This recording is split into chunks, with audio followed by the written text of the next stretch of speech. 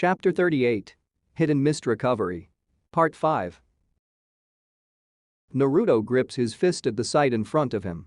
The odd mixture of serpent and crustacean imposes its menacing form, only heightened by its ability to hover over them. This is bad. So far we've only really fought against the great beasts, but now we have these guys, shit, what are we supposed to deal with first?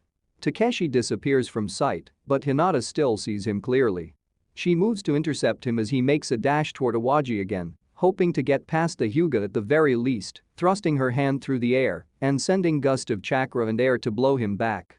Gentle fist, vacuum palm. Naruto, leave him to me. You take care of the great beast. Takeshi tries to maneuver in any way he can.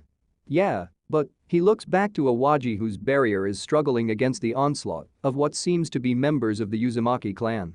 Damn it. He forms his signature seal. Multi-shadow clones. The entire area is filled with hundreds of Naruto who take charge. Many of them go upward, using the buildings to give themselves a bit more height to go after the Amakiri. They come at it from below, from the side, and some try to jump over it, although that may be a tall order. Amakiri swings with its claw, hitting some of the clones, while with its other claw it snaps and ensnares another group of them. The ones who escape the fate of being dispersed use this chance to hop onto its body. Fighting tongue bind. Their tongues take on a much thicker appearance and lash out, wrapping around the creature's pincers and using the tongues to pull themselves up and on top of its back. Amakiri tries to shake them off by wriggling its body, but they channel chakra to their hands and feet to hang on. It tries to shake them off by slamming its back against a building, causing it to collapse even more than it already was.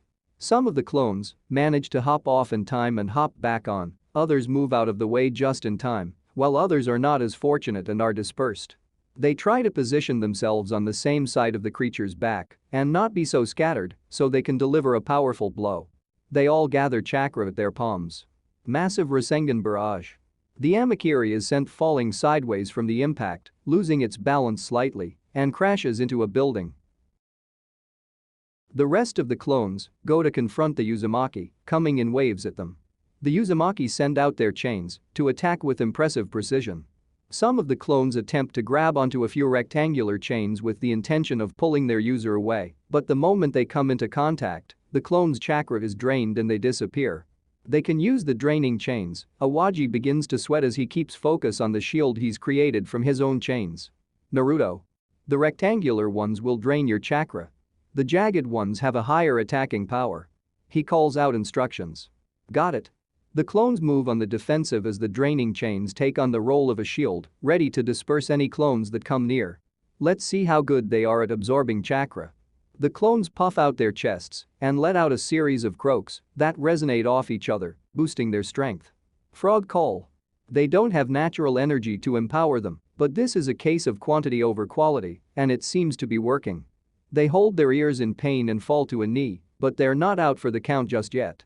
The largest of the three pushes himself back up and forms a hand sign, trying to ignore some blood dripping from his ear. His adamantine chains begin to shake, the sound of metal on metal filling the air and seemingly overpowering the croaking. Wind-style ninja art, rattling chains. The jutsu seems to perform a similar task to the senjutsu frog call, being a diversionary tactic more than anything. When the croaking stops, the shorter man places a hand on his companions' backs and their ears stop bleeding. They no longer seem dazed from the auditory jutsu.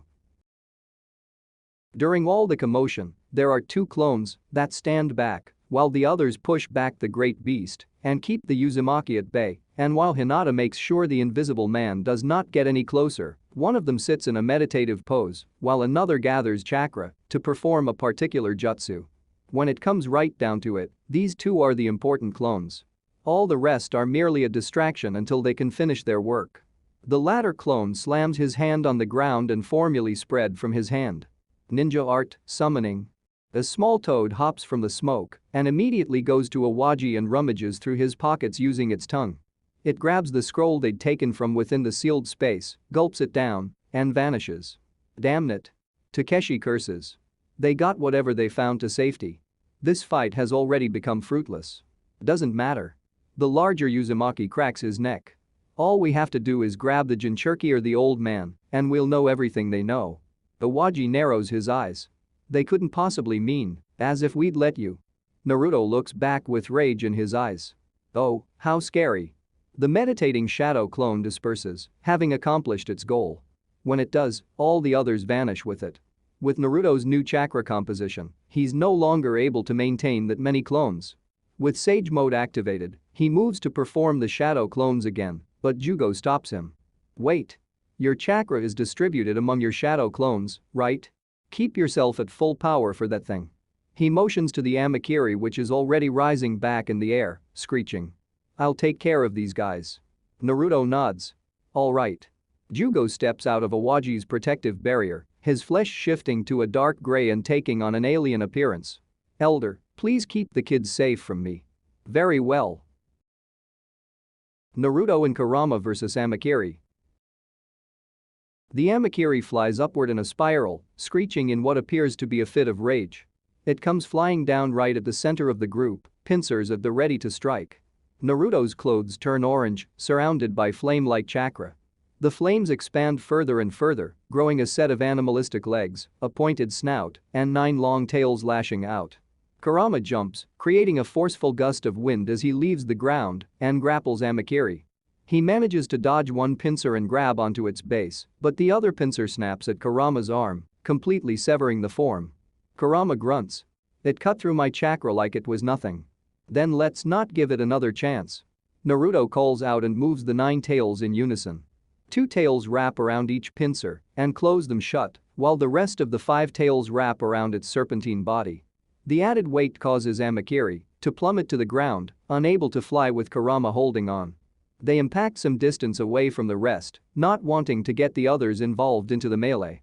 Despite the hard crash and being unable to really soften the fall, Naruto and Kurama still hold on tight. Kurama's severed hand regrows and he tries to grab Amakiri's beak, but it gives out a screech before he can. The sound pierces Naruto's ears and causes the chakra to loosen. Something about the sounds makes Kurama's avatar form start to ripple and become unstable. Amakiri uses this chance to slither out its slimy body and fly up. When the screeching stops, Kurama's form returns to its normal condition. Damn. So that's what it feels like to be on the receiving end of a frog call. He shakes it off and stands up to his feet, albeit a bit shaky from the ear-piercing sound, and looks up at the creature, going over his next course of action. Well, if you're gonna stay there, chakra swirls around Kurama's paws. The wind whirls and cuts through the air like a razor, letting out a screech that rivals that of Amakiri. Sage Art Wind Style, Rasen Shuriken. He throws his jutsu at the alien creature, swerving through the air as it flies directly toward it. Amakiri easily hovers out of the way, but with a clenching of his fist, Naruto detonates it. The ball expands, creating a miniature localized tornado that's strong enough to push away rubble all the way down on the ground. Amakiri gets caught up in the blast and howls in pain as its belly is buffeted by the jutsu. In pain, it reaches out its pincer and digs its claws into the ball of chakra and wind. It successfully cuts it in half, sending out a blast of air as it does. As it turns around to look to Kurama, it sees another Rasen Shuriken flying right into its face. There's not enough time to dodge this one, but there's enough time for it to extend its other pincer and grab the Rasen Shuriken mid-air. The jutsu swirls and nicks at the pincers before detonating, but it doesn't manage to reach the size and scope of the first one. Amakiri slams its pincer shut and cuts the Rasen Shuriken in half. When it pulls back its claw, it's clearly injured, but nowhere near the extent it normally should be after taking a Rasen Shuriken. Its crustacean half as rough as can be. Kurama growls. This thing, it can cut through chakra. The hell kind of ability is that? Naruto grumbles. Wait, if it can cut through chakra, then aren't we kind of in a bad spot? Yeah. My avatar form, your Rasengan, they're all pure chakra. The exact bad matchup against this one. Then let's switch it up a bit. Naruto jumps up to get closer to the giant beast and lets out a croak, which looks rather odd coming from the mouth of a fox. Sage Art, Frog Call. Amakiri does not react in any way as the sound waves hit it, and it dives right into Kurama, sinking its claws into his stomach and into his shoulder. Damn, didn't even flinch? Naruto grunts. Well, look at it. It doesn't have ears.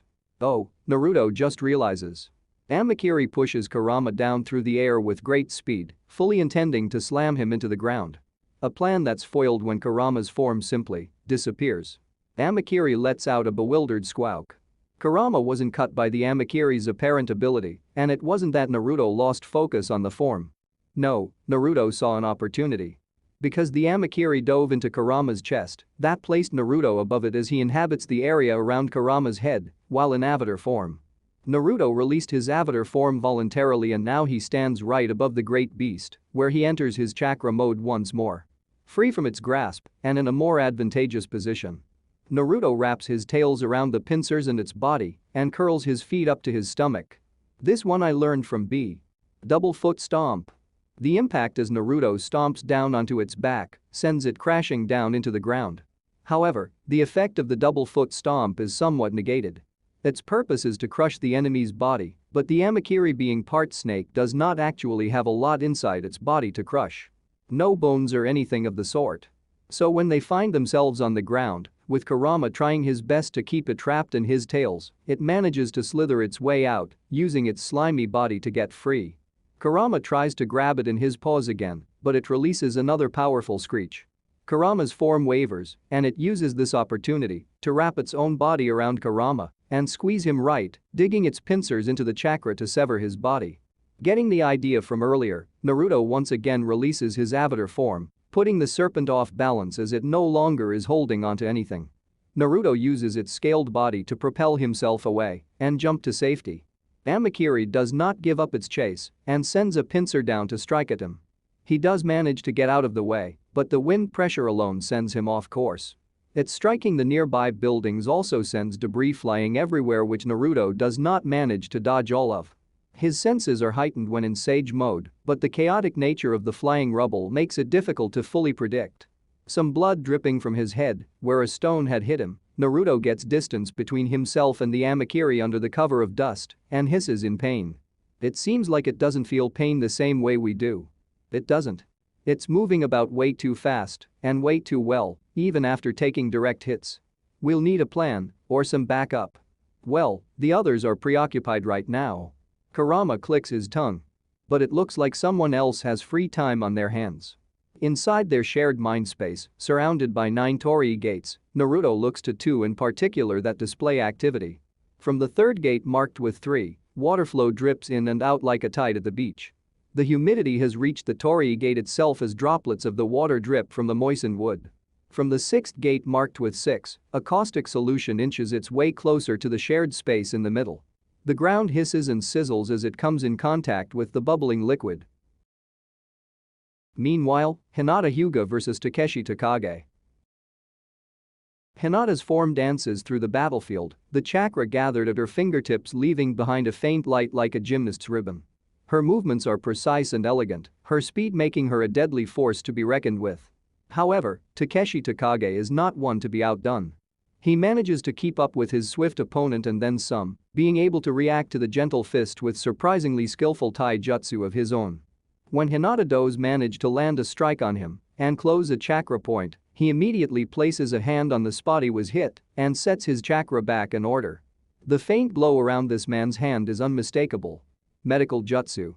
The mask is also unmistakable. This man and the other 3, their masks have the same property as the one they fought all the way back in Kusatsu town, who unleashed the kappa. Whatever they're made of, not even the Byakugan can peer through to see their faces. Why are you doing this? She sends a burst of chakra from her hand when she gets closer, trying to knock him off balance. What do you gain from attacking us? What we gain, girl? Takeshi growls. We regain our pride that you great nations stomp all over. The world's changing. Hinata protests.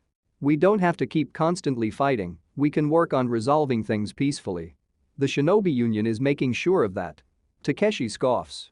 The Shinobi Union, it's changed nothing. The great nations snap their fingers and everyone else is supposed to just follow their decisions like obedient mutts. It's nothing like that. Takeshi charges forward.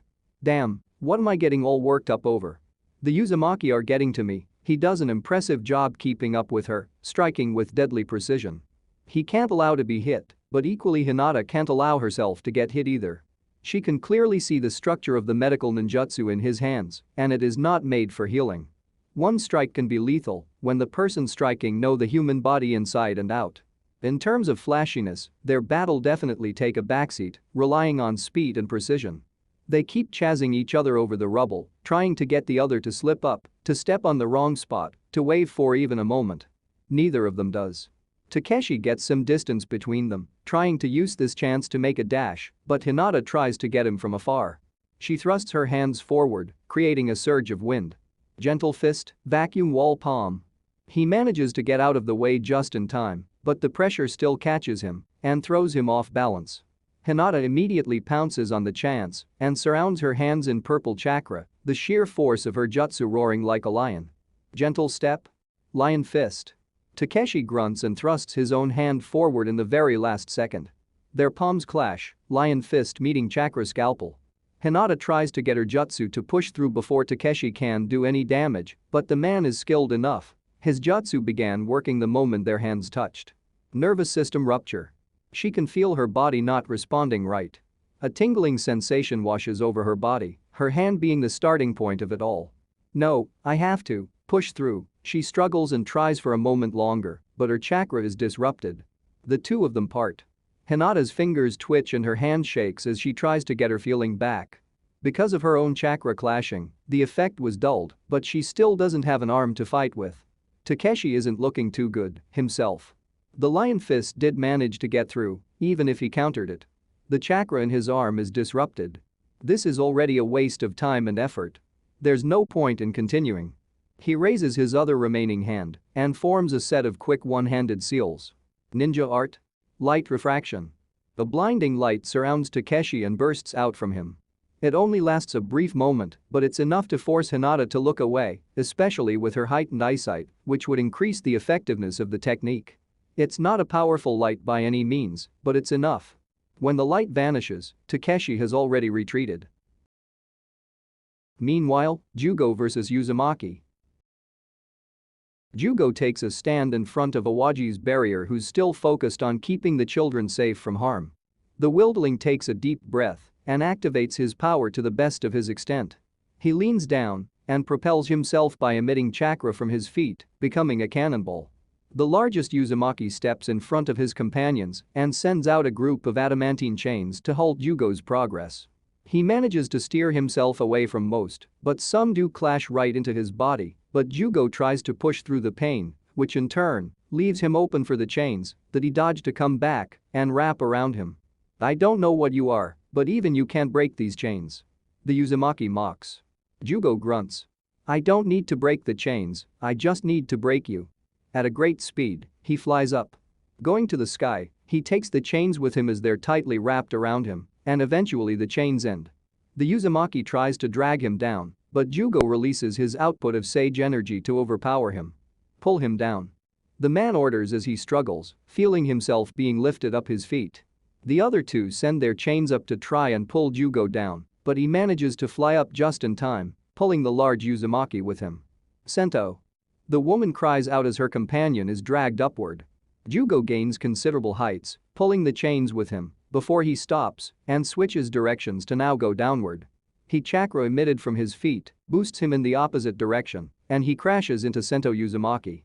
Sento makes sure to keep hanging on. You bastard, you'll kill us both. That's fine with me. Jugo hits the man on the chest, both to get in a strike, but also to hold on. His hand enlarges and his fingers extend past the man's chest, creating what resembles a harness. I'd resolved myself to this fate years ago. At the very least, in the end I found someone willing to help me, willing to look at me, as if I was a person. If I can take down at least one of you, then I will. I don't need your fucking life story. Sento gathers a chain around his fist to form a knuckle and hits Jugo on the forehead. He starts to bleed, but does not let go of his enemy. Sento continues to pound on him, while Jugo focuses his energy on increasing their speed. Before they impact, Jugo closes his eyes, prepared for what's to come. Thank you, Naruto. Ninja art aviary, condor. A large predatory bird, easily twice the size of Jugo, who's practically a giant himself, lunges directly at them and snatches them from the air before they can impact.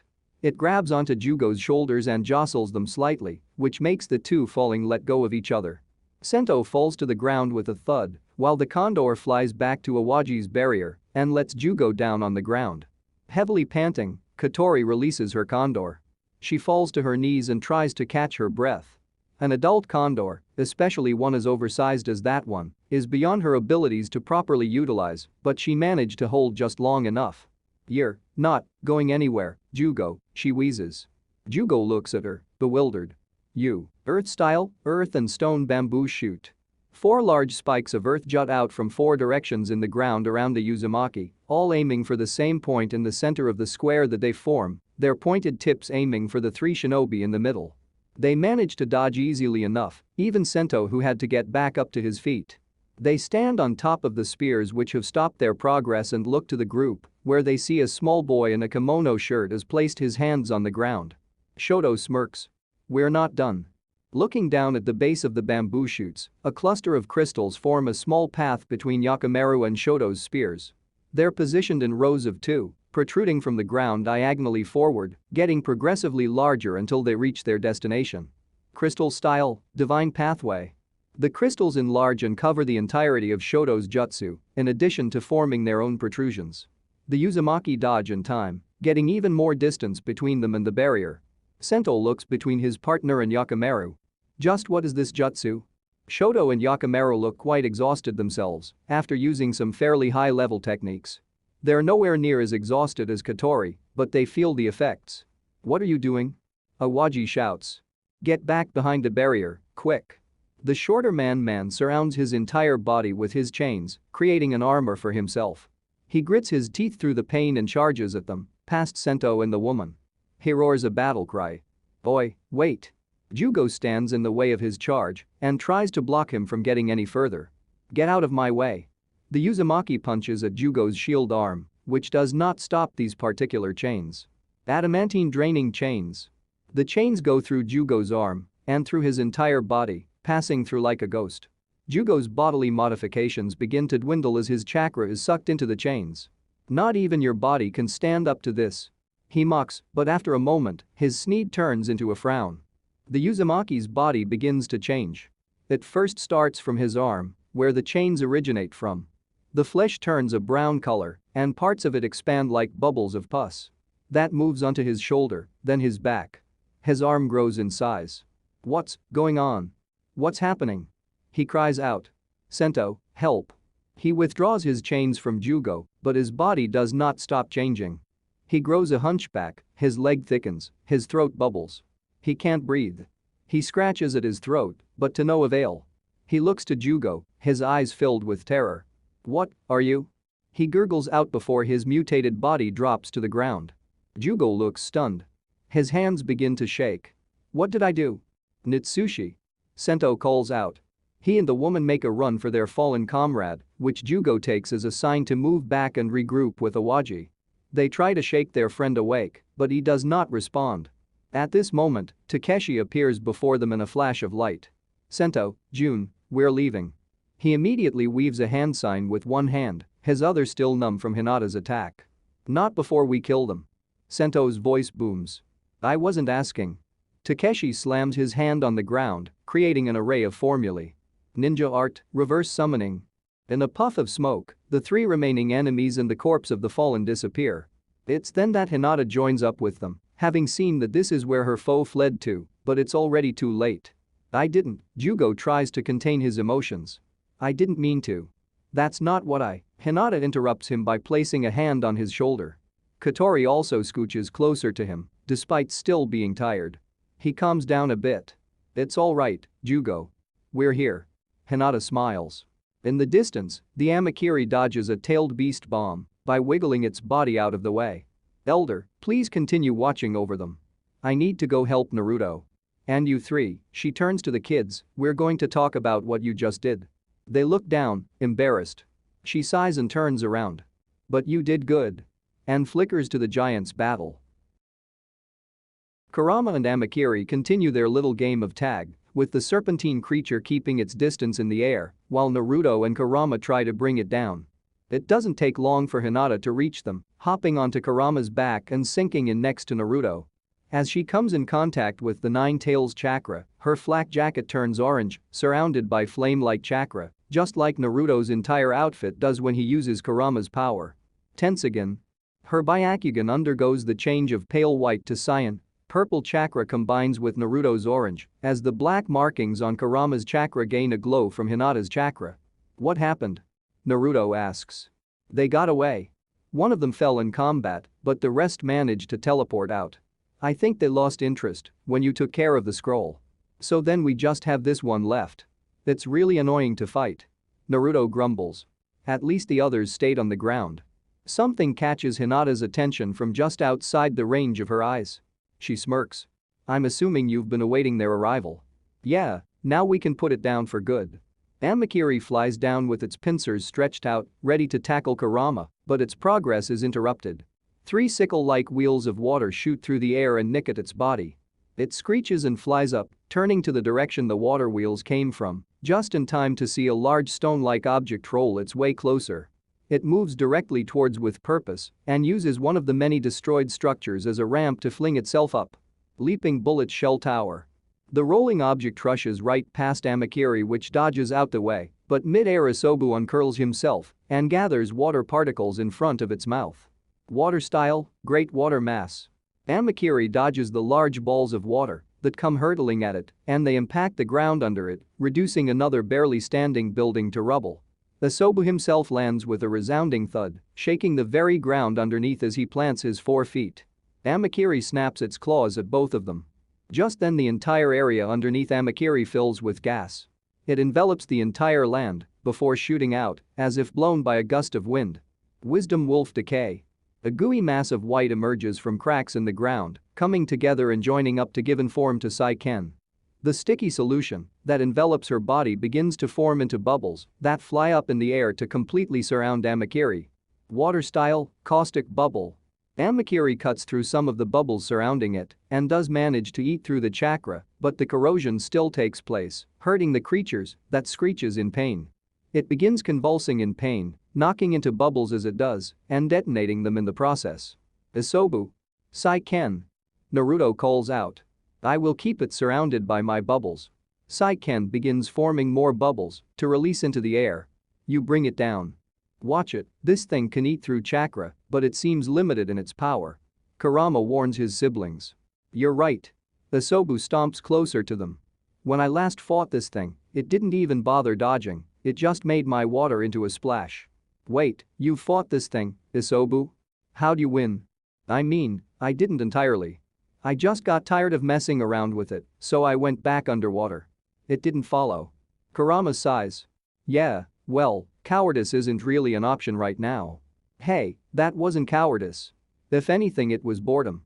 Isobu defends himself. Hinata looks between the two of them. Is that important right now? It's very important. They kinda get like that sometimes. Naruto rubs the back of his head. Saiken unleashes another wave of poisonous gas at Amakiri. It tries to maneuver around the bubbles and does succeed in going around some of them, but when the gas starts nearing, it can't afford to be careful with what it dodges. Amakiri lets out a screech of pain which resonates through the air, the bubbles around it begin to ripple and detonate remotely. A rain of acid falls to the ground. Guess I'll just have to do all the work myself, eh? Saiken prepares another batch. Naruto takes a long hard look at the field in front of him. He looks to the Amakiri, looks at the bubbles, then to the acid that just rained down. Hey, Saiken, can you get them as high as you can? Above that thing? Sure can do.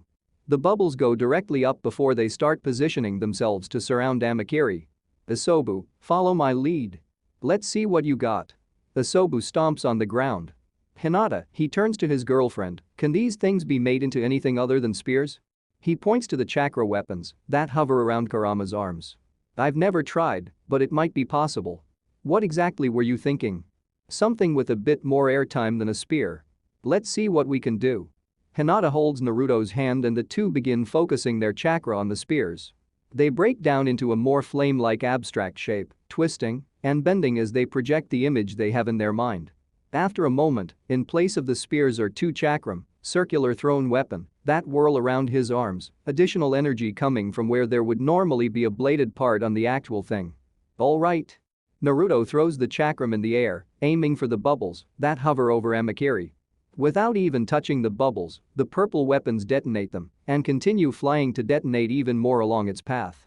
The acid rain begins to drip onto the Amakiri, and this time it has nowhere to safely run to. Asobu joins in by firing torrents of water to increase how much acid falls down. Amakiri flies lower to the ground and tries to get out of the field of acid rain. Its senses dulled due to pain, it's not able to dodge the next attacks. Naruto throws another chakra weapon at it, which explodes violently in its face. Asobu charges in and grabs hold of one pincer with its tails, while Saiken grabs the other pincer. It struggles and tries to break free, but is held in place. It grabs Asobu by the shell after getting an inch of freedom and clamps down. Asobu's shell cracks, but he keeps holding on. Amakiri brings its tail to attempt to push Saiken off, but the slimy and squishy body proves difficult to get a real hold on. Seeing this effort fruitless, it focuses its strength on the pincer that holds onto Asobu, trying to break the shell. Before it can try to succeed, Kurama hops over it, where it lies held in place. Naruto gathers two more of the Tensagon's spears and fires them at its body, ensuring its chakra is disrupted. It releases its grasp on Asobu and Saiken. Kurama then gathers dark chakra in front of his snout, joined this time with lighter purple chakra from the Tensagon. Tailed Beast Bomb. It impacts heavily at point-blank range, allowing no chance to dodge or lessen the impact in any way. Asobu and Saiken release the Amakiri as the bomb sends it flying far away before detonating in the distance, truly ensuring that the section of the hidden whirlpool is all but irreparable. When the dust settles, the Rashomon Gate appears from the ground and swallows the Amakiri back to the netherworld. Naruto breathes a sigh of relief.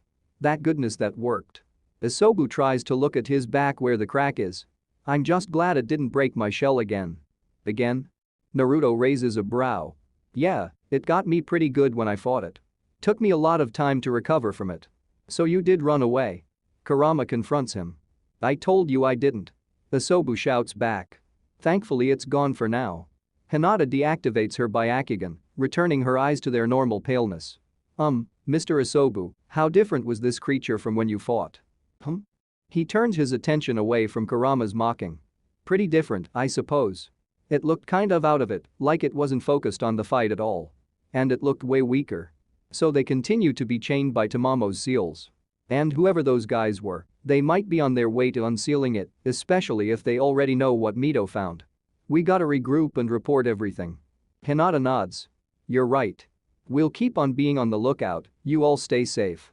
Saiken's form melts away into the ground. Asobu just begins walking away. If something pops up, you know where to find us, Naruto. Yeah. Thanks for your help. Naruto and Hinata return to the rest, and they all take a few minutes to recuperate from the battles that just unfolded. While resting, Hinata does take the time to have a serious conversation with the kids. You went in and confronted shinobi much more powerful than you. Do you even realize how much danger you were in? She scolds them. You were completely drained after doing just one jutsu. You never go into battle by exhausting yourself. Sorry, Mom. Sorry, Sensei. Sorry, Shisho. They all look down. Please don't be too hard on them. Jugo comes up to her. It's because I put myself in danger that they stepped in. They saved me. And I was too absorbed in keeping the barrier that I did not see them step outside of it. Awaji sighs. Even still, no, you're right. Naruto steps by her side. You three, you did something good, but the way you went about it could have made it so much worse. Today you got lucky you didn't die. So from now on you're training twice as hard, understood? No matter what, I'm not going to be the one to tell your parents something bad happened to you because we weren't taking care of you properly. The kids nod. After catching their breath, they decide it time to get back to the ship. It'd be better to have more people around and to leave the village behind. On the way out, Naruto and Awaji take one last look at the hidden whirlpool village, which they somehow left more destroyed than it was before.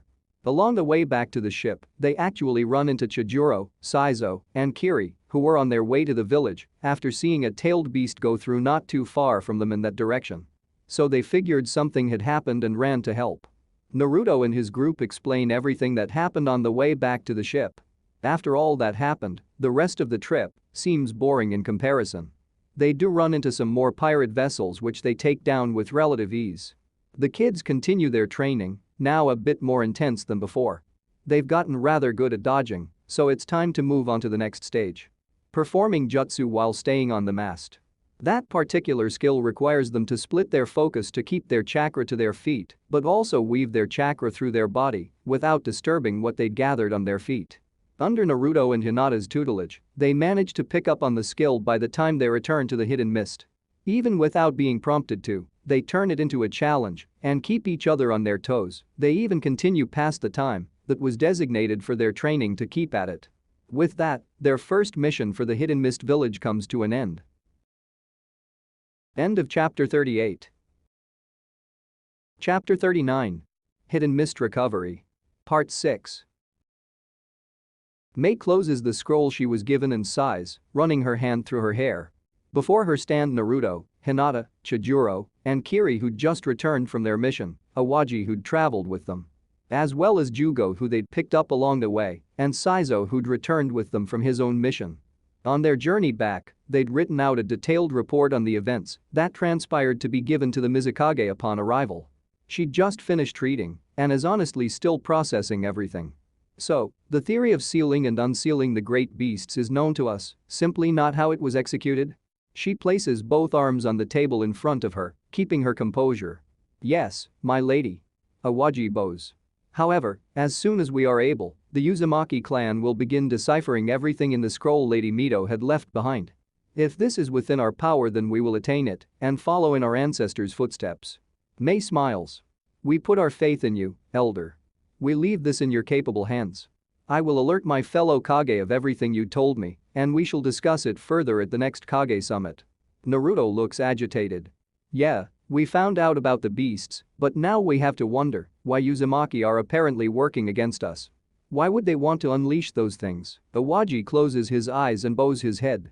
I fear many in Uzumaki have been mistreated over the years. Our abilities, our special chakra, they are seen as convenient tools, and the people wielding them were seen as no better. I can understand how that would lead one on such a path, as I'm sure you've witnessed for yourself over the years. Awaji opens his eyes, keeping them fixated on the ground. But now I understand why I suddenly lost track of many brethren. Mei sighs. Our hidden mist has been no better, in truth. Wielders of Kekkei Genkai such as myself were feared and ostracized, which led to many skirmishes. The Kagaya clan comes to mind as one such case, displeased with their treatment and being very vocal about it. Simply put, they were wronged and now wish to get back at those who wronged them. But you still became the village's Kage, right? Naruto points out. The village changed its ways. I may have become Mizukage, but don't think it was an easy task. Don't think I didn't have to fight tooth and nail, or that I didn't shed blood. The village may have mellowed since, but many's views haven't changed. Many still believe I shouldn't be here, although the Fourth War helped change such perspectives. However, others may not share the Five Great Nations' newfound viewpoint. Naruto clenches his fist. Even though we went through so much to bring peace, our villages united and fought together. We showed we can work together. Naruto's gestures become more animated. Hinata places a hand on his arm. And progress has been made, but I fear we still have a long way to go still. You're correct. The Mizukage nods. We've only just begun building this new world.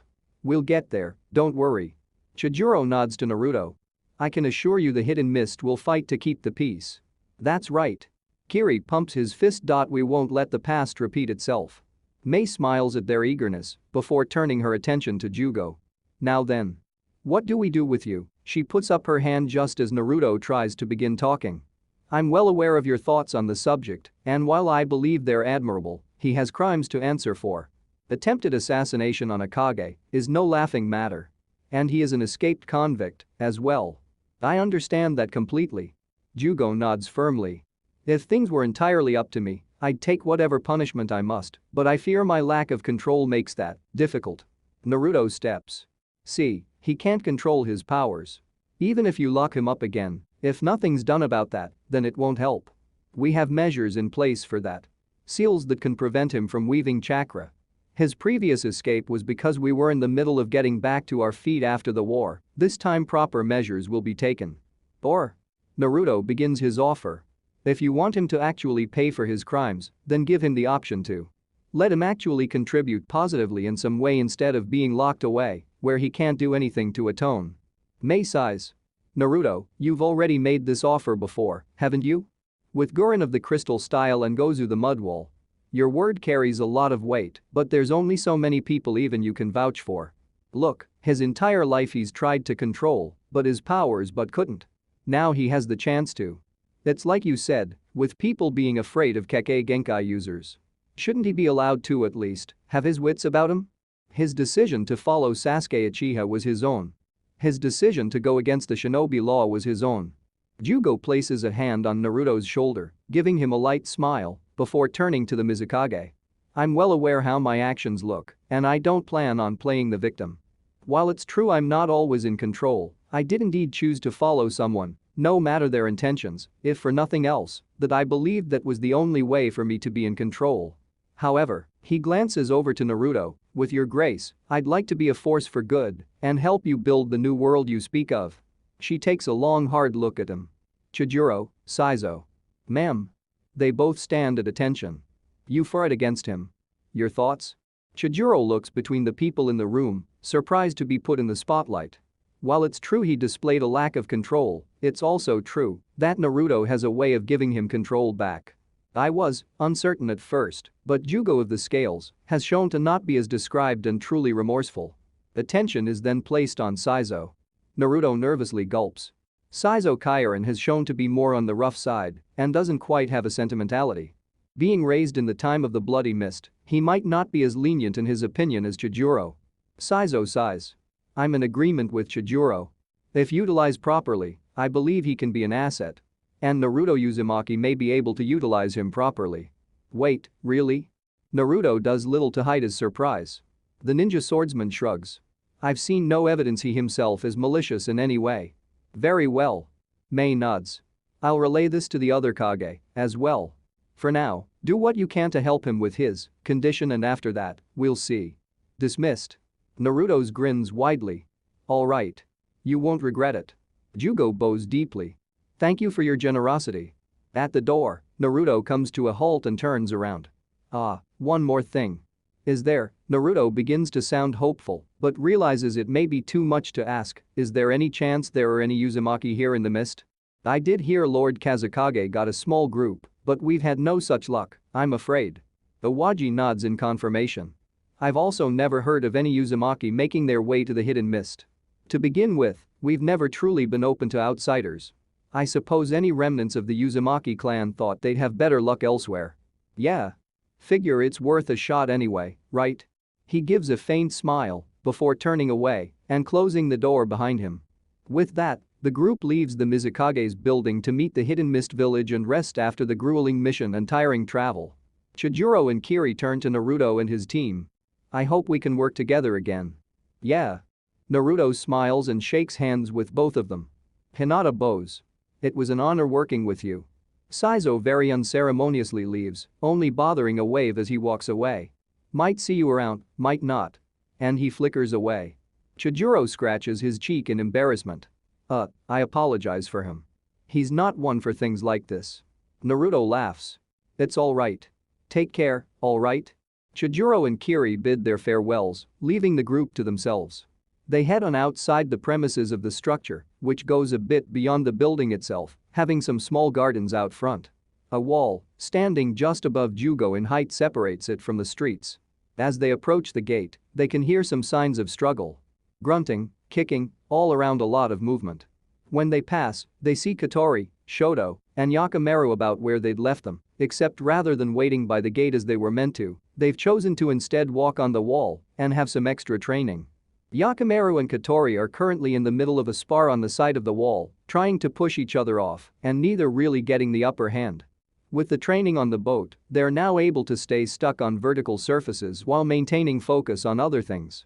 They even flicker about while fighting, but there's some close calls where their foot nearly slips off before they can plant it firmly back.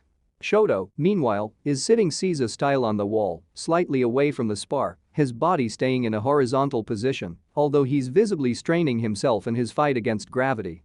It's impressive how quickly they took to the training after only 3 weeks, give or take a few days. Having fun? Naruto approaches Shoto. The Teshin boy looks back. They seem to be. Couldn't last as long against me, though. He hops off and lands on his feet. So you got stuck a spectator, huh? Naruto laughs. Katori and Yakimaru notice and stop, hopping off and joining up with them. All done? Yep, now we just have one thing left. He looks back to Jugo. You ready to leave? The man nods. I believe so. Wait, leave where? Katori looks between them. You remember Mount Mayaboku, right? He's gonna go there for a bit to train, like we did. Naruto goes through the motions and slams his hand on the ground. In a puff of smoke, Fukasaku appears on his shoulder. All done, huh, boy? Fukasaku asks. Yeah. Naruto nods in response. Katori looks dejected. Can't you train here with us, instead? Jugo smiles and kneels down. Sorry, but I can't here. He pats her on the head. I promise I'll come back, alright? I still owe you guys for saving me out there. He pats the boys on the shoulders and stands up. I'm ready. We'll see each other soon, yeah? Naruto bumps fist with him. Hinata bows her head. All the best with your training. Alright. Fukasaku hops over from Naruto's shoulder to Jugo's. I'll bring him back good as new. He brings his hands together, and the two of them disappear as abruptly as Fukasaku had appeared.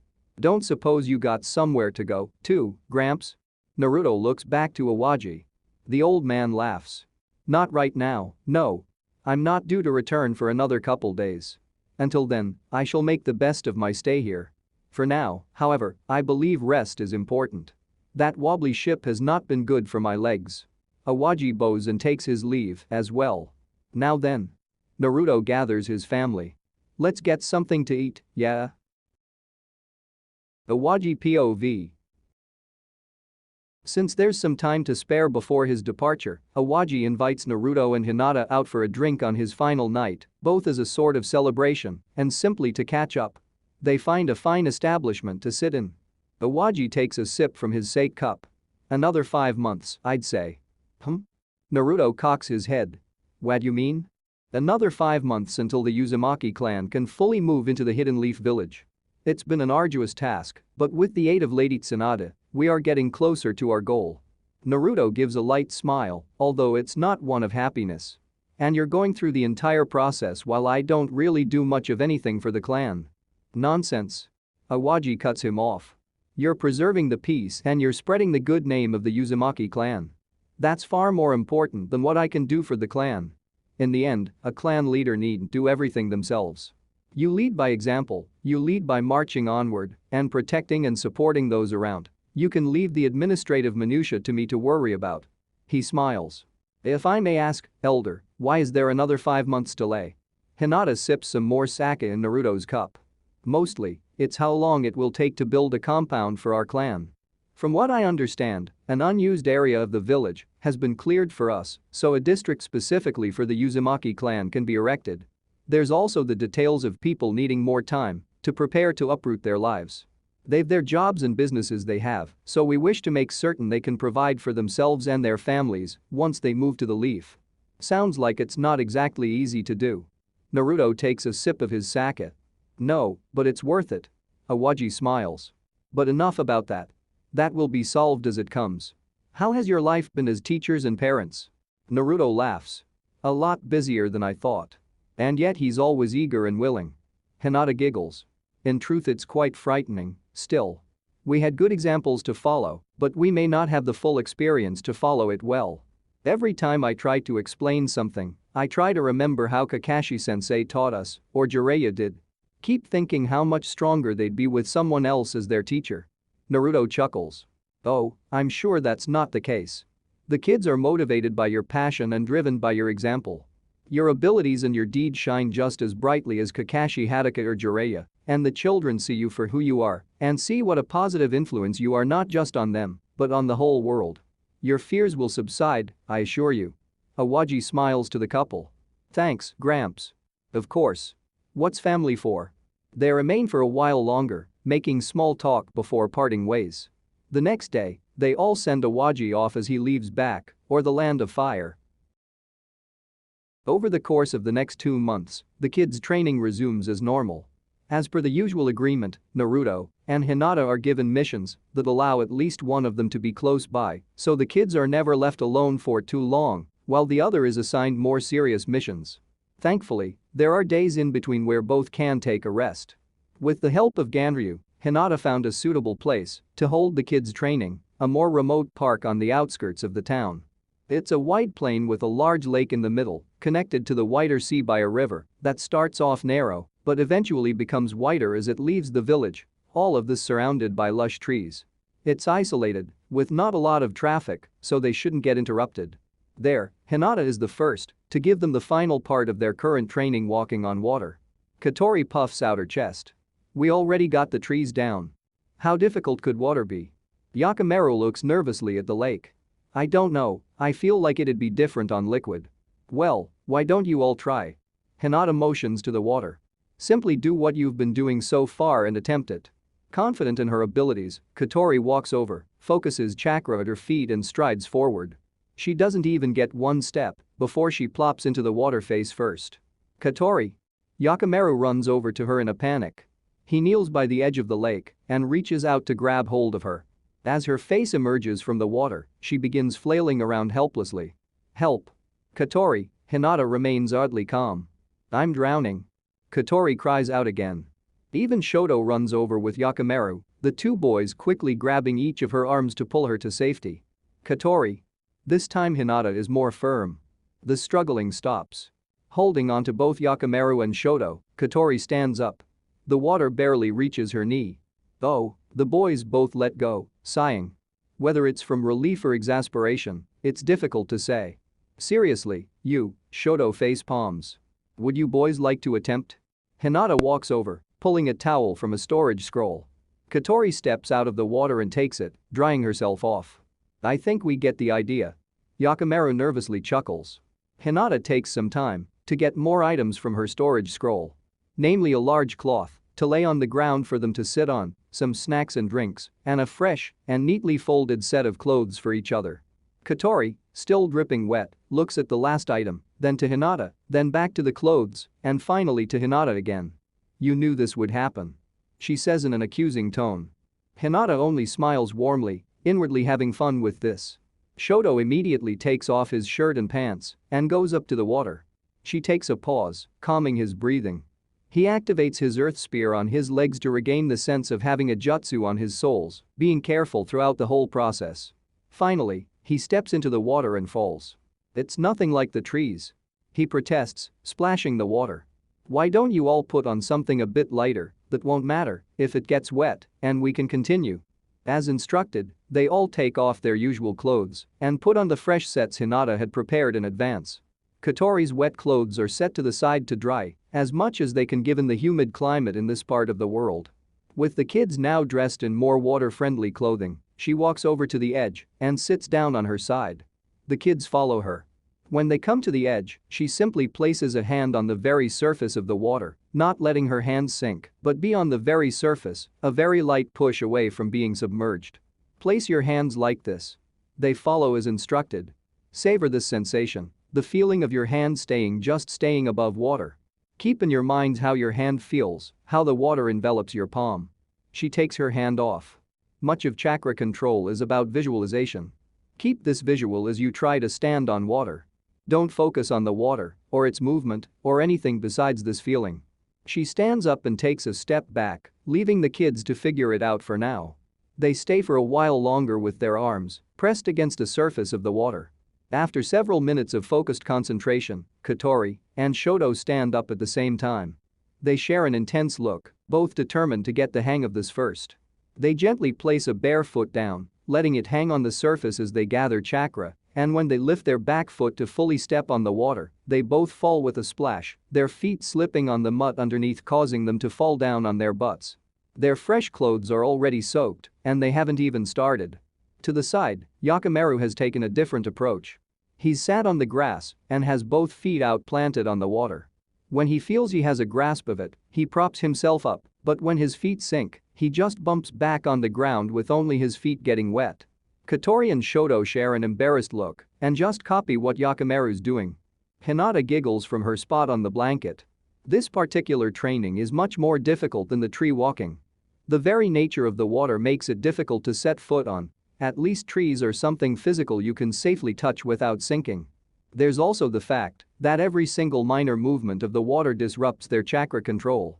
They very soon figure out that being next to each other spells disaster, as one's mistake sends ripples through that interrupt the other two. It's a mess. Being apart does help, but it also means they have to more or less shout at each other to have a conversation and give each other tips, either that or run over to talk and then go back to their designated spot. They do eventually get used to it. Their water walking training is done in intervals, with some more standard training done in between to keep them on their toes and make sure they don't lose their edge. Taijutsu sparring, shuriken and kunai training, ninjutsu, and most of that done while standing horizontally on a tree too. At one point during a presence interrupts their training. Well, not so much interrupt as the figure is too far from them to truly prevent them from training, but they're definitely someone who garners their attention. From the woods not too far from their chosen spot, a young boy walks out. He's clad in a loose light purple shirt that becomes slitted past the waist and reaches past his knees. Its wide sleeve asymmetrical as the back of them hands lower than his hands. A harness over his chest holds in place the two swords on his back. And this boy, no older than they, simply strides over to the water and walks on it with no issues. They stop their training for a moment to simply stare in awe at him. Not long after, another man wanders into the field, but him, they recognize. Saizo Kairen, fully dressed in battle attire, walks up the young boy who simply nods at the older man's arrival. Without any ceremony, the boy lunges at Saizo, drawing his blades and unleashing a vicious series of attacks. Saizo does draw his shibuki, but the blade is not covered in explosive tags, and he only uses it as a shield. The boy moves precisely and elegantly, his swords moving swifter than the eye can see, only enhanced by his usage of the basic utility jutsu like body flicker. He moves them with a simple flick of the wrist, making it seem a lot easier than it actually is. When getting some distance from Saizo, he holds the holds in a unique way rather than facing up and forward as most swordsmen. He holds them upside down with the hilt facing up and the blade facing down, a stance that makes him resemble a praying mantis. Even Naruto can't help but look on at the display that goes on for a good while. At one point, Saizo looks over in their direction and motions the boy to stop. They walk over. Naruto. Saizo greets the leaf ninja. Sorry, I didn't mean to cause a show. Didn't interrupt your training, did I? Not at all. Actually, I think seeing that display may have helped more than anything. Naruto extends a hand for a handshake, which Saizo returns. So who's this?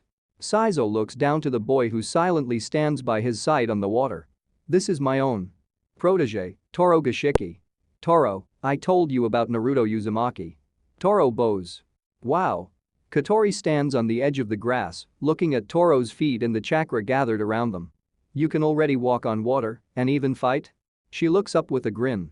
I'm Katori Uzumaki, nice to meet you. Yakimaru Kigatsu. The boy introduces himself. Shoto Teshin. He gives the traditional greeting of bowing with his fist against his palm. Toro nods lightly as each new name is given to him. It's natural I can fight on water, I learned long ago. You can't? He cocks his head. Ah, wheel, Katori scratches his chin in embarrassment. Not exactly.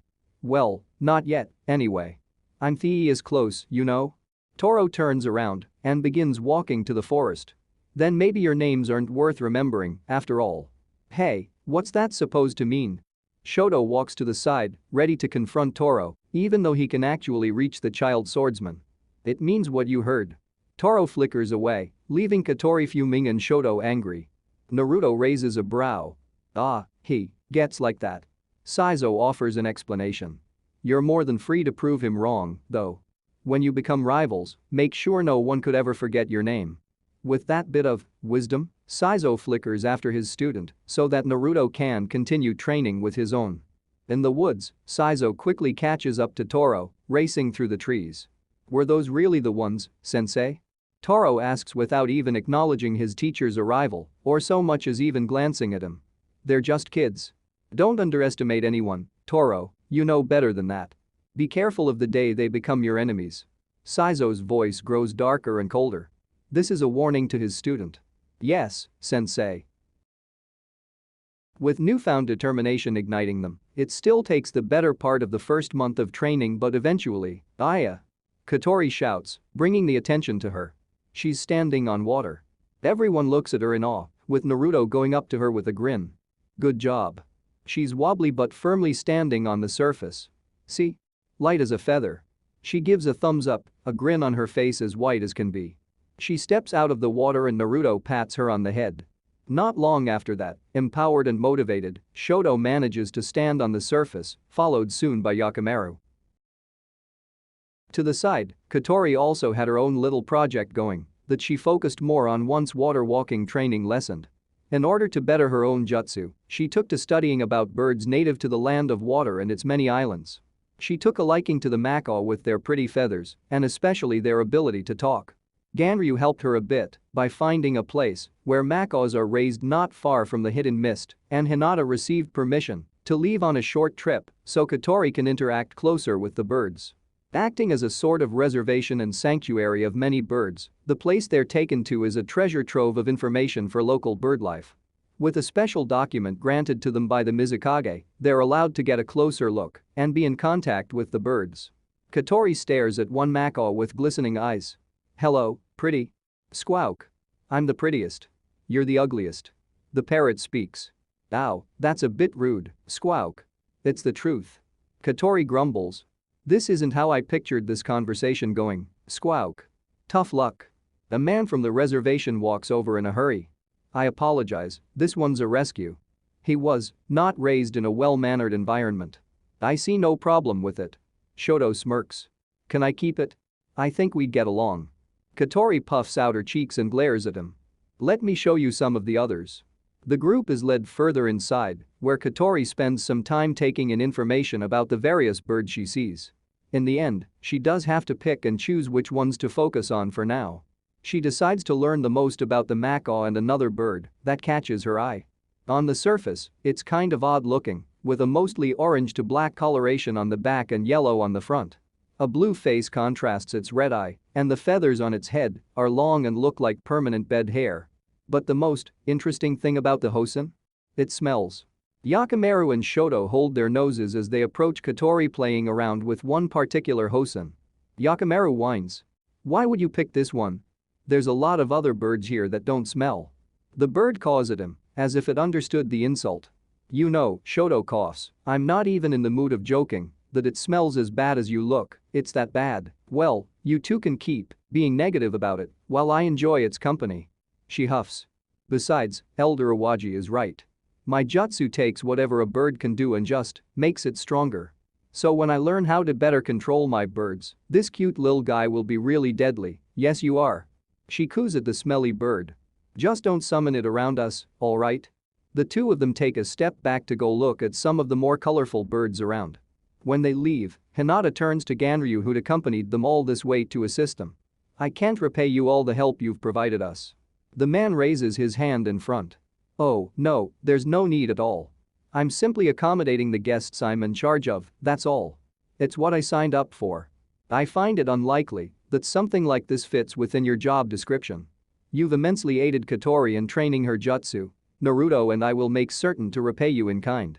A bead of sweat drops from his forehead. "Really, there's no need. Consider this me repaying Naruto for the trouble I put him through when we first met." "Aha, so it truly wasn't about doing your job?" Hinata giggles. "At any rate." Ganryu begins speedwalking. "We best return to the village before it gets dark." Along the way, Katori gleefully conjures the feathers of macaws and hosen. From the hidden cloud, Katori learned to summon condors and sparrows. From the hidden stone, she learned to summon ostriches. From the hidden sand, hawks and falcons. And now from the hidden mist, she adds macaws and hosen to her arsenal of avians. The booklet she got from the Rikage doesn't hold all the answers. It has little information on the macaw and absolutely nothing on the hosen, so she'll have to get the hang of it herself eventually. For now, however, she's happy to have made progress. Hinata purchases some reading material for her that goes into greater detail about these birds' lifestyle, their plumage, everything. After all, the more she knows about the bird, the better her summons are. She just needs a bit more time before she can summon them as adults, which is where her jutsu really shines. Barring that, the 2.5 months pass by without anything major happening. Naruto and Hinata continue to go on missions, most of which involve going to sea. Whether it's hunting down pirates, or transporting goods, or guarding VIPs, the usual shinobi work. They do have traffic in many directions, some traveling between islands within the land of water, but some going to the lands that surround it, lightning, frost, hot waters, and fire. Some missions even involve taking on escorts from those lands for the return trip. All in all, it's business as usual. When the 2.5 months pass, Naruto's group is sent off by a fairly large party of people. Mei Terumi herself is present, as are Chijuro, Kiri, Gonbi, and Ganryu. Hinata bows to them. "Thank you for taking care of us these past months." Mei chuckles. "Oh dear, there's no need to stand on such formalities. If anything, you've been the ones taking care of us, but sadly now it's time for you to go and take care of each other. Are you looking forward to getting back home?" Kiri asks. "Ah, well," Naruto shares a look with Hinata. "We're not actually going home just yet. We got word from Granny Tsunade that the Uzumaki clan are still getting their lives together, so they won't officially move to the Hidden Leaf for a few months, so there's not much of a rush. So we've decided to ask for an extended leave. From now on, we'll focus on the kids' training full-time until the time comes that we must return." Hinata adds. "So long as you've thought this through." Gonbi steps forward and offers a handshake which is readily returned. "I've no doubt you'll face a myriad of problems along the way, but you've proven you can overcome them." A shadow crosses over Mei as she stiffens. "Marriage, problems? Just be careful you don't miss out on your clan's revival." Gonbi laughs. "Wouldn't look good to be late to the scene." Mei grips her sleeve. "Late to the scene?" She walks over to Gonbi and places a hand on his shoulder with more strength than he expected. She leans in and whispers in his ear. "Shut up or I'll kill you." Gonbi freezes. Mei then turns to them with a smile, as if nothing had happened. "I do hope we can meet again soon. When we hold the Kage Summit in the Hidden Leaf, we'll come and say hi. We'll be waiting." Naruto grins. They all wave as they go about on the road. Their final leg of their year-long mission has come to an end, and they're free to return home when the time is right for it, that is. As of now, they just have to focus on taking care of each other. End of chapter 39.